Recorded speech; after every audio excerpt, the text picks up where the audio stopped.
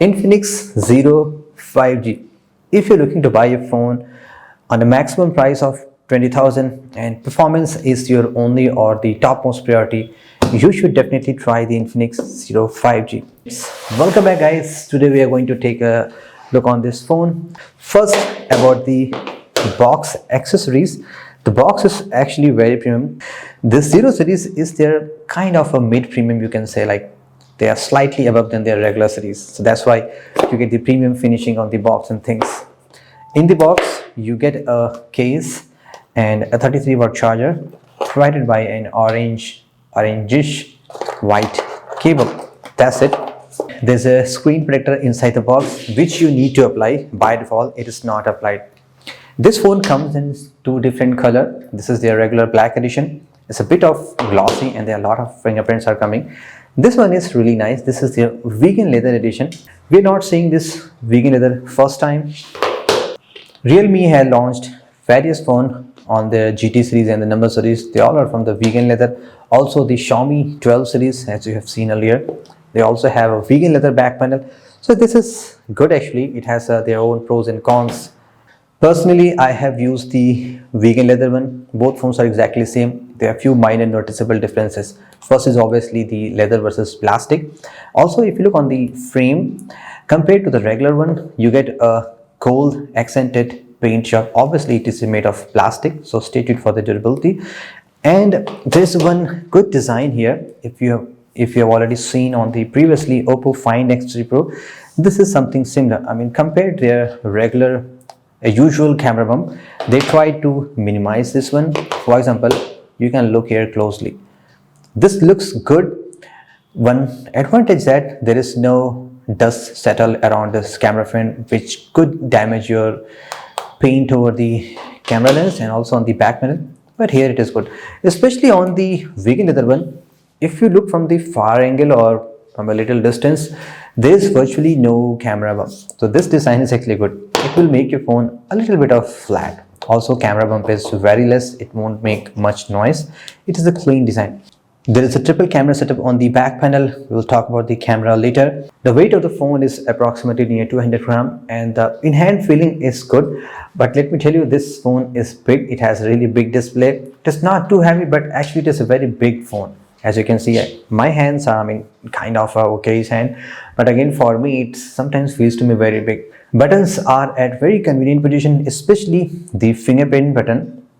It's completely flat, which I like it. It's a bit of matte. On top of that, there is a power button, so you can easily access both from the single hand. You don't need your second hand. On the other hand, you have a SIM tray which takes two 5G SIM card plus an SD card. On the top, there's a noise cancellation. In the bottom, there's USB Type-C, there's a single speaker headphone jack, and there's a calling mic. Also on the top, there is a single LED flash, not the dual. Now let's talk about the display. This is an LTPS LCD panel, not the AMOLED. The size is 6.78 inches. It is Full HD plus. But the good part is there is no dewdrop notch like you are seeing right now with the Oppo and the Vivo phones, especially Vivo T1 and the Vivo V23. Notches are back. Not the notches are back. And the brightness is approximately around 500 nits. And there is a 120 Hz of refresh rate. If you want a big display, this display is good for you. It is an LTPS display compared to the regular IPS. My concern with the display is that the maximum brightness is just 500 nits. For indoor viewing, it is okay. On the outdoor, I find it a little difficult to read the content, especially on the very direct sunlight. So if display is really your priority, this display could not be the best option for you. There could be a lot better options available on the same price segment. Let's talk about the performance. Why I told you this could be the fastest phone on this price segment. See, on the processor, it has the Dimensity 900.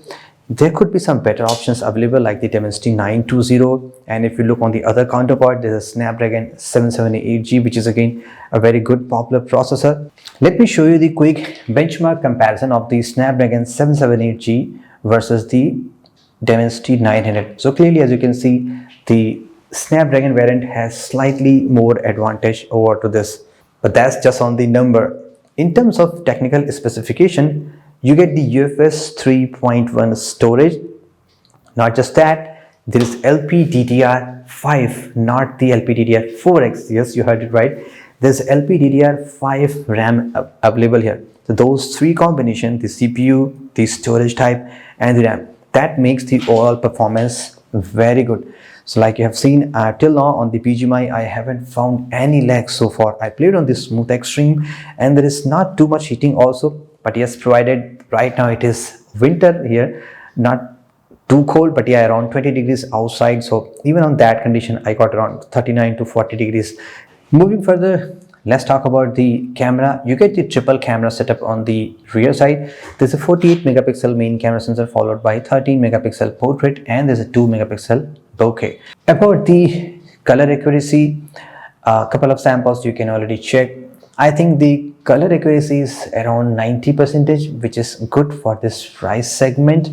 If we take some shots on the indoor lighting condition, there again I found samples to be very good. I mean, what I'm seeing with my eyes, I'm seeing nearly the same details with this phone, provided there is an artificial light indoor.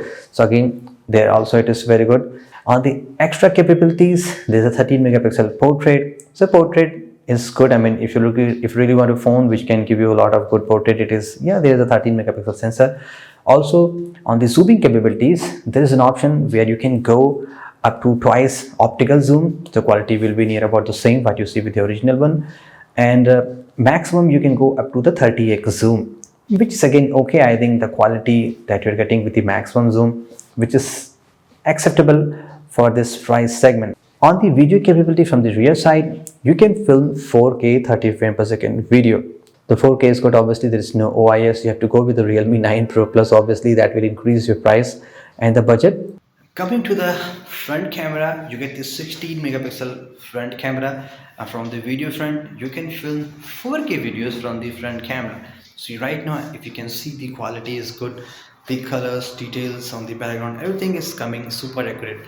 But if you really go to the outside, like on the complete bright situation, there are a lot of issues with the dynamic range. I mean, in many situations, I found the background details are completely blown out. But yes, your skin details and things are coming very good. What's next? Let's talk about the battery, because I find this feature is very good on this phone. You get the 5000 milliamps on the capacity. There's 33-watt charger in the box, which is again good. Yeah, there are some phones, if you go spend a little bit more money on like Xiaomi 11i, you get the 67-watt. Yeah, definitely it is possible. But this phone gives you the best battery backup. See, in my last or current usage detail, I charged this phone up near about 4.5 days earlier, and I got near around 5 hours 46 to 50 minutes of screen on time. So clearly in terms of screen on time, you find it like it's kind of okay, but you forgot the numbers. I charged it 4 days ago, and mostly I use this phone on the 4G, even on the roaming. This phone is still working good. What else? Let's talk about the software. So here's the setting, my phone section. It is currently running on the Android 11, and the security patch is still based on the November. Right now it is February, still it is 4-month old. Okay, this one is running the XOS ROM, still based on the Android 11. There are many pre-installed bloatware, Bees, Boomplay, CarCare. I mean, there's a lot. What is this Visha player? I never seen this. Like Visha player, I think it's the name of the girl, Visha player. You cannot install all of them, couple of them you can. And the other problems which I get with this phone, like there's so many spam notification, because see, it just came right now. Which one is that? Okay, so yeah, XOS launcher, you see there are a lot of spammy notification coming. So this is really irritating and annoying. So that's okay, like you can digest with them, but how you can actually forget the Android update? This is their last or first Zero series phone on the India, the Zero 8i. I believe this one is launched with the Android 10 something, or the last security update it is still based on the May 5th, and today I checked it, there is no update available. So clearly in terms of software update, this phone is Infinix brand is not doing very good. ये है Poco F3 GT, ये रहा timer,